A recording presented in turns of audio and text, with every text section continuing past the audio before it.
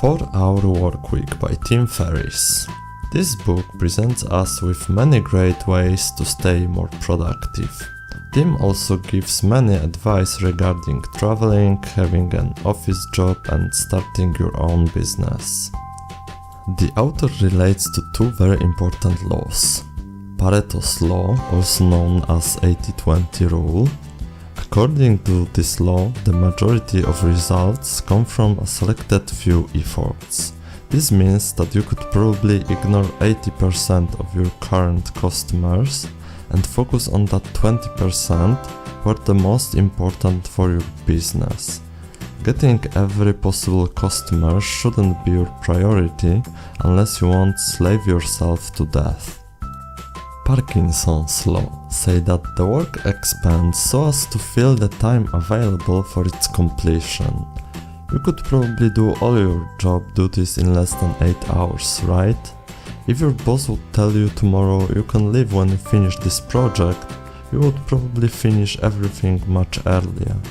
After combining these two laws, we can clearly see that being busy doesn't necessarily mean you are productive. We should try to capitalize on these two laws. If you are working standard 9 to 5 jobs, you should try working from home. Tim brings the whole guide to removing yourself from the workplace. He starts with coming up with an event that wouldn't let you be in the office for at least 2 weeks. This may be a family event in different country, flu or broken leg that wouldn't let you come to work. You should try to convince your boss to let you work remotely during that period. Then all you have to do is work 10 times better than you usually would. After this time, you can present your productivity increase to your boss and ask to work remotely for 1 day a week. This would be your most productive day in the whole week. If this would work for you and your boss, you could try 2 or even 3 days of remote work in the next month. In the end, you should be able to skip office for 90% of the time, showing up only for meetings. Tim also has a lot of advice for people who are self-employed. The main point is to minimize input and maximize output.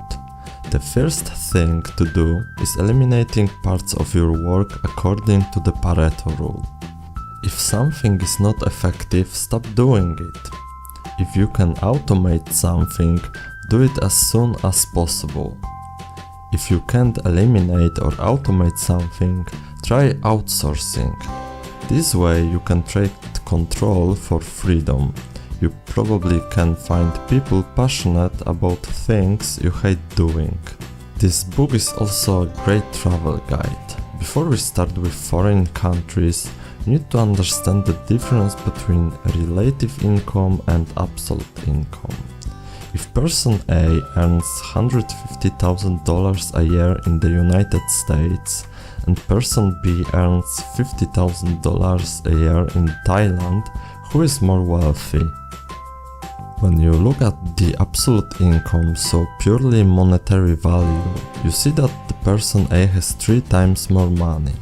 But when you start with the relative income, you will discover that person A pays $1,000 per month for an apartment, $20 per meal, and $20 for cinema ticket.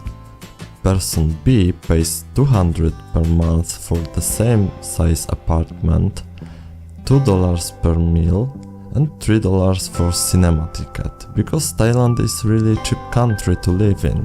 Tim is giving you a full list of his favorite locations to mini-retire for a few months while you're working remotely. Many people hate this book, pointing out laziness and exploiting employees in India, China or other poor countries. You need to remember that this is not a perfect solution for everyone, and there are countries where having a job paying $5 per hour is the dream. I'm sure you can't build another great company just following advice from this book, but you can for sure get financial freedom and make your life easier. If you are young and thinking about starting a business instead of working 9 to 5 job, then this book is perfect for you.